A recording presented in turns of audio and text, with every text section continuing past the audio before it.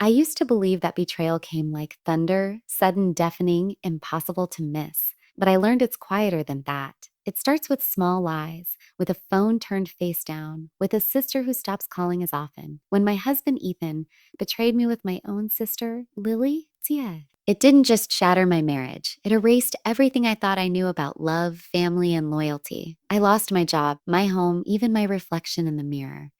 Ethan said I'd never rise again, that I was finished. And for a while, I believed him until the night I dropped my phone charger and saw something hidden beneath the motel bed, a dusty brown suitcase with my name on the tag. Inside was $90,000 in cash, a plane ticket, and a note in my late aunt's handwriting. This is just travel money. Still, the real fortune is waiting at this address. Before everything collapsed, my life looked painfully ordinary, the kind of life you assume will stretch on forever just because it feels predictable. I was 33, living in Seattle, working as a marketing manager for a mid-sized firm that specialized in small business campaigns. It wasn't glamorous, but it was steady. I knew the people in my building by name. I brought coffee to the receptionist every Monday. I had plans, routines, and the quiet arrogance of someone who thought life rewarded effort. Ethan and I had been married for 5 years. He ran a small construction company, the type of man who wore work boots with confidence and always came home smelling like sawdust in late afternoons. He wasn't the most affectionate husband, but he was dependable. At least I thought he was. And then there was Lily, my younger sister. She was the free spirit of the family, 3 years younger, radiant in every way I wasn't. Where I was careful, she was spontaneous. Where I followed the rules, she rewrote them. She used to call me the responsible one with a teasing smile, and I'd laugh, half proud, half tired. When Ethan and I bought our small condo near Green Lake, Lily helped us move in. She joked about how we looked like a grown-up couple, then spent the night drinking wine with us on the balcony, telling stories that made Ethan laugh harder than I'd heard in months. I didn't notice then how often he looked at her, how easily they fit into conversation. Every Sunday she'd come over for dinner. Ethan insisted, saying, "She's family, Claire. You work too much. It's good to have her around." I agreed because that's what sisters do, right? We share everything. But small things began to shift. Ethan started staying out late for client meetings. He'd text during dinner, then smile when I asked who it was. Just work, he'd say. Lily began canceling plans with me, saying she was busy with someone new. Someone new. Sometimes I'd catch her perfume lingering in our hallway, even when she wasn't there. Once I found a silver earring under the couch, not mine. When I asked Ethan, he said it probably fell when Lily was visiting. Wanted to believe him. I forced myself to because the alternative, the thought that the two people I trusted most might share a secret, was unbearable. So I did what people always do before their lives explode. I ignored the warning signs. I kept working, cooking, cleaning, pretending that silence was stability and that distance was just exhaustion. But deep down, I already knew something between them had shifted, something invisible but undeniable. And once you sense that kind of betrayal, it's only a matter of time before it surfaces. Atkins or it surfaces. Service that. It happened on a Thursday. Gray sky, drizzle on the windshield, the kind of afternoon that smelled like cold coffee and exhaustion. I'd left work early after my boss said, "You seem distracted lately, Claire. Go home, get some rest." Test? That word would mock me later. When I turned into our driveway, I froze. Lily's white Mazda was parked next to Ethan's truck. My stomach twisted. She was supposed to be at her apartment across town. I told myself a story. Maybe she'd stopped by to drop something off. Maybe Ethan was helping her with car trouble. But when I reached the door, it was unlocked. Inside, the air felt heavy, warm, lived in. A half-drunk glass of wine sat on the counter, 2 plates on the table. "Ethan," I called out, voice tight. Lily, no answer, just a faint sound down the hallway laughter. My sister's laughter. I moved toward our bedroom, each step slower than the last. The laughter shifted softer, intimate, threaded with something I'd never heard directed at me in years. I pushed the door open before I could change my mind. And there they were, Ethan and Lily, tangled in the gray sheets I'd changed that morning, his hands on her skin like they belonged there. For a second, no one moved. Then Ethan's face turned white. Lily gasped, clutching the blanket to her chest. "Claire," Ethan started stepping toward me. "Don't." My voice came out sharp, unfamiliar. Don't you dare say my name. Lily's lips trembled. It's not what you think. I laughed. It sounded hollow. Oh, please. What else could it be? Ethan sighed. That same irritated sigh he used when I burned dinner. It just happened, Claire. You've been so distant lately, so this is my fault. I shot back. Because I trusted you. He ran a hand through his hair, exhaling. You're twisting this, Lily whispered. I didn't mean to hurt you. You didn't mean to. I snapped. You climbed into my bed. Her eyes filled with tears. But I didn't feel sympathy, only disbelief that the girl I'd protected all my life could do this. Ethan looked at me with something like relief, as if finally being caught was easier than pretending. Maybe we should stop lying to ourselves, Claire. Things haven't been working for a long time. The world went silent after that. No shouting, no drama, just a strange calm. I walked to the closet, grabbed a duffel bag, and began to pack. Where are you going? Lily asked, voice shaking. Anywhere you're not, Ethan called after me. Don't make this harder than it has to be. I paused at the door, looked back once. You already did. Then I left into the rain, into the wreckage of everything I thought was safe. And for the first time, I realized you don't lose everything in one day. You just finally noticed it's already gone. The days after that felt like walking through smoke. Everything blurred, nothing solid. I moved into a cheap motel on the south side of Seattle, the kind of place where the walls smelled like cigarettes and despair. Room 19, the bed squeaked, the heater rattled, and the only company I had was the buzz of the neon sign outside flickering vacancy. I filed for divorce, thinking I could at least reclaim some dignity. Instead, Ethan filed first. His lawyer sent a letter filled with words that didn't sound real. Emotional instability, abandonment unfit for spousal maintenance. They were describing me as if I were a stranger. Lily never called, not once. I saw photos online, her smiling beside Ethan at a charity event we'd once attended together. They looked happy. I almost laughed at the absurdity of it. When I lost my job 2 weeks later, I didn't even cry. My boss, Mr. Walsh, wouldn't look me in the eye. It's not performance, Claire, he said quietly. It's optics, clients talk. Optics. I'd given that company 7 years, and now I was a liability because my husband had cheated. My parents didn't help. Mom called once, her voice soft but sharp underneath. Honey, maybe you pushed him too hard. Men don't like feeling cornered. I hung up. Dad didn't call at all. But Lily did through a text that said, I'm sorry things got messy. Maybe someday we can talk. I stared at it for a long time before deleting it. There are some bridges that deserve to burn. Bills piled up. My credit cards maxed out. I sold my wedding ring at a pawn shop for $300. The man behind the counter barely glanced at it before saying, Best I can do. I nodded. The agent handed me the ticket without looking twice. Just another tired traveler with messy hair and too many secrets. As the plane lifted off, I pressed my forehead against the window and watched Seattle shrink into a blur of gray clouds. I wasn't running away this time. I was following a trail. My aunt had left a message from the grave, and I was going to find out what she meant, even if I didn't like the answer. The rain greeted me as soon as I landed. Portland was colder, quieter, the kind of place that felt haunted by its own weather. I rented a small silver sedan with some of the cash and punched the address from the letter into the GPS. The drive took me 30 minutes, long enough for doubt to creep in. What if I was chasing a ghost? What if grief had finally pushed me over the edge, just like Ethan said it would? The voice on the GPS interrupted my thoughts. You have arrived at your destination. The house sat at the end of a narrow road near Lake Asigo, small single-story hidden behind an overgrown hedge. The yard was a jungle of weeds and wild flowers. The mailbox still read M. Hughes. My hands trembled as I unlocked the front door with the key from the suitcase. The door creaked open into a wall of dust and silence. Inside, it looked like time had stopped. Books and folders were stacked in impossible towers. Filing cabinets lined the living room. The coffee table was buried under notes, photographs, and newspaper clippings. It wasn't clutter, it was organized chaos. Every folder was labeled in my aunt's perfect handwriting. Meridian Pharmaceuticals, internal reports, trial data, Evelyn Anderson, my breath caught. Evelyn Anderson, my mother.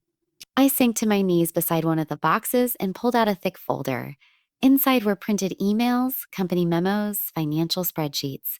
None of it made sense yet, but every page felt dangerous. The kind of evidence people don't collect unless they're afraid of dying for it. On the old wooden desk sat a laptop, closed but still plugged in. Beside it, an envelope labeled for Claire only. My hands shook as I tore it open. Inside was a USB drive and a short note in Margaret's handwriting. Play this. Trust only the truth. I swallowed hard.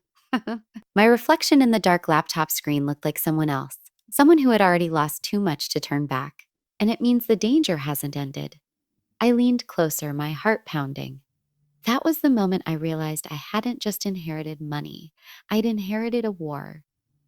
My aunt's voice filled the quiet house, trembling but steady enough to freeze my blood. Claire, you've been lied to your entire life. Your mother didn't die in an accident. She was silenced. Meridian Pharmaceuticals covered up drug trial deaths, and your mother found out. She gathered evidence and confided in me. I tried to protect her, but they got to her first. My heart hammered so hard it hurt. No, I whispered at the screen. She fell asleep at the wheel. That's what they said. Margaret's tone sharpened. They made it look that way. They've done it before. Your mother's death report was falsified. I have the originals. And Claire, the man you married, he was part of it. I froze. Ethan's real name is Ethan Cole. He was hired years ago by Meridian to monitor you and your mother's correspondence. He didn't meet you by chance, sweetheart. He was placed in your life. And Lily, she was groomed to keep you compliant after Evelyn's death. The room tilted. I grabbed the edge of the desk to steady myself. No, I said, shaking my head. Ethan wouldn't. Lily wouldn't. Then the video changed. My aunt's tired face faded into a screen of files she'd compiled, folders opening one after another. Recordings, financial logs, employee notes. I clicked on the first audio file. Static. Static. Then a voice I knew better than my own. Ethan. She's starting to suspect. Claire keeps asking questions about her mother's crash. We can't hold this much longer.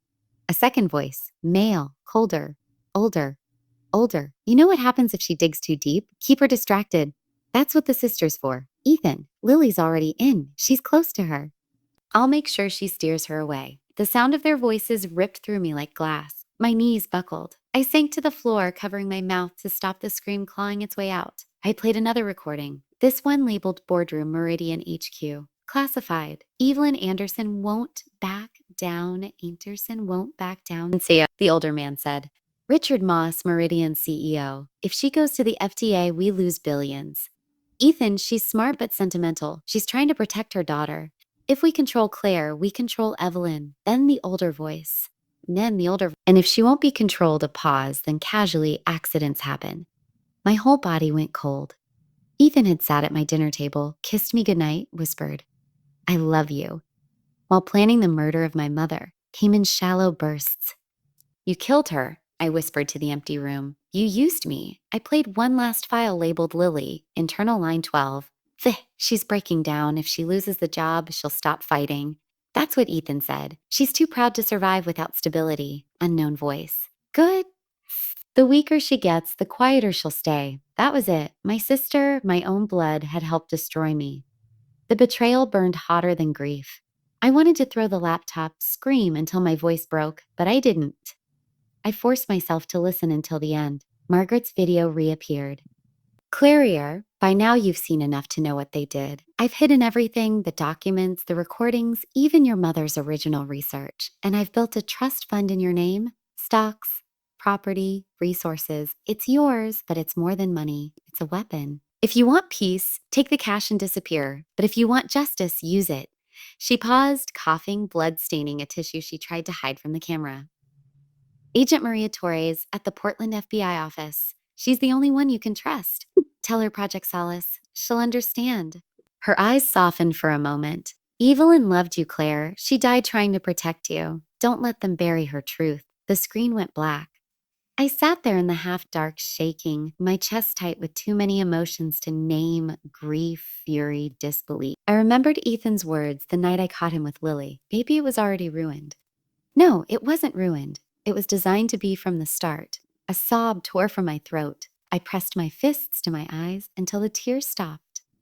Then, for the first time in months, I stood up straighter. I wasn't the broken woman they'd left behind in that motel room anymore. I picked up the phone and dialed the number Margaret had left.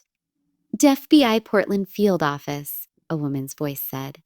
This is Claire Anderson, I said, my voice trembling but clear. I have information about Project Solace and the murder of Evelyn Anderson. There was a pause, then a sharp intake of breath.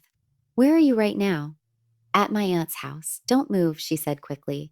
Don't talk to anyone. I'm coming to you. As I ended the call, the last of my fear bled away, replaced by something sharper, colder purpose. They thought they destroyed me, but they'd only given me something stronger than vengeance, a reason to fight. Agent Maria Torres arrived 40 minutes later. A woman in her mid-40s with tired eyes, hair tied back in a no-nonsense ponytail, and the kind of calm that only comes from seeing too much. She flashed her badge, but it was her expression that struck me most. A mixture of skepticism and hope.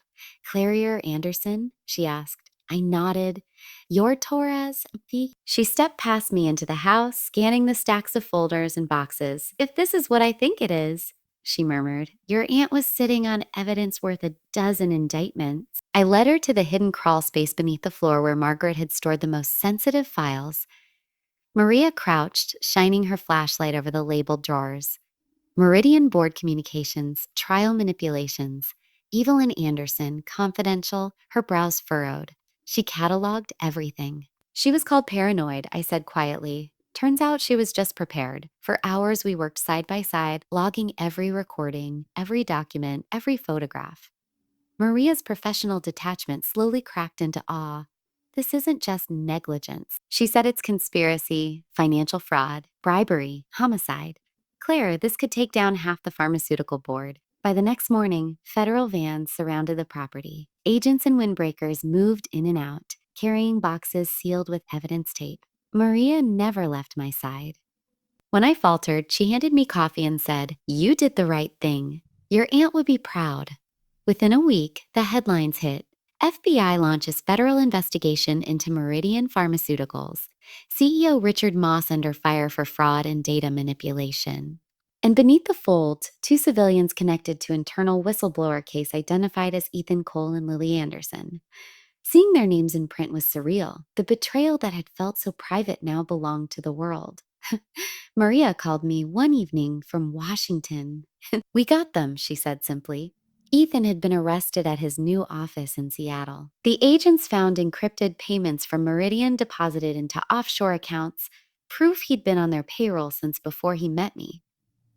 Lily was picked up 2 days later in San Diego, where she'd gone to start over. She broke down the moment they showed her the recordings, but justice wasn't a single headline. It was a slow grind. For weeks, Maria and the prosecutors interviewed me, piecing together the story from my mother's death to Ethan's marriage contract. Every document Margaret had collected became a brick in a wall that finally held. Then came the trials. Richard Moss faced 17 federal charges: fraud, conspiracy, obstruction of justice, and accessory to murder. I sat in the back of the courtroom, invisible among reporters, as recordings played of his calm voice ordering permanent solutions. He didn't look at me once, but I watched him flinch when the jury foreman said, "Guilty." 23 years in federal prison, Ethan's trial came next. I thought I'd feel satisfaction seeing him in handcuffs, but when he turned and our eyes met, all I felt was exhaustion. He still looked so sure of himself, as if charm could save him. His lawyer argued he'd been manipulated by people far above his pay grade. The prosecutor played the tape of his voice, calmly discussing my mother's murder. The jury took less than 4 hours. Guilty on all counts, 15 years. Lily avoided a full trial by testifying against Meridian's board. She received 8 years. Her lawyer said she'd been young and impressionable. I didn't attend her sentencing. When it was all over, Maria met me outside the courthouse. The air smelled like wet asphalt and new beginnings. You did it, she said. I shook my head. We did it. My aunt did it. She smiled faintly. Your family tore down an empire. Weeks later, I received an official letter from the federal courts. Case 3, Evelyn Anderson, wrongful death resolved. Meridian was ordered to pay $12 million in damages, money I didn't want but couldn't refuse. I donated it to medical whistleblower protection funds in my mother's name. Maria called one last time. The trust your aunt mentioned, it's real. $14 million. She made sure you'd never have to depend on anyone again. $14 million. I sat in stunned silence. But what stayed with me wasn't the money. It was Margaret's faith that truth still mattered. That even when the world buried it, someone could dig it back up. For the first time in years, I slept through the night without dreams of falling. Justice had arrived, not as vengeance, but as balance restored. Months passed after the verdicts, but justice didn't feel like a victory parade. It was quieter, like the air after a storm when the wreckage is finally still. Meridian's empire crumbled, their stock collapsed overnight. News anchors called it the most significant corporate takedown in 2 decades. I spent those months in Portland away from the noise. Maria helped me find a small apartment overlooking the Willielt River. It wasn't fancy one bedroom, creaky floors, sunlight that warmed the curtains each morning, but it was mine. For the first time in years, I felt peace in the quiet. One afternoon, Maria stopped by holding a thin envelope. "You should open this," she said with a rare smile. Inside was a letter from the trust office Margaret had established. "Dear Miss Anderson, pursuant to the terms of the Hughes Trust, you are the sole beneficiary of stock portfolios, real estate assets, and patents related to pharmaceutical reform. Current valuation $14.02 million, 14 million." My hands trembled, not from greed, but disbelief. Aunt Margaret hadn't just left me money, she'd left me a foundation for a new life, a way to keep fighting for what my mother died protecting. I didn't buy mansions or sports cars. I used a portion of the trust to start the Evelyn Project, a nonprofit supporting whistleblowers, single mothers, and victims of corporate retaliation. We funded legal defense teams, launched awareness campaigns, and gave survivors a place to tell their stories without fear. Every time someone said, "You're changing lives," I thought of my mother and my aunt, two women dismissed as emotional, paranoid, difficult, who turned out to be right. I kept the brown suitcase in my office on a shelf above my desk. Still dusty, still scarred from its journey. Sometimes I'd run my fingers over the tag Claire Anderson and remember the woman I was when I found it. Ready to disappear. Now I knew better. The real fortune wasn't the $90,000 or even the millions. It was the strength that came from surviving the wreckage, from standing up after being told I'd never rise again. Ethan once said, "I wasn't built for this kind of pain." He was right about one thing. I wasn't built for pain. I was rebuilt by it. Lily wrote from prison last month. Her letter began with, "I don't expect forgiveness. I haven't replied. Maybe one day I will." Or maybe silence is the only answer she deserves. Sometimes I drive past the old motel room 19 still flickers under that broken neon sign. I sit in my car and whisper, "Thank you," to the woman who crawled out of that darkness because she found not justice, she found herself.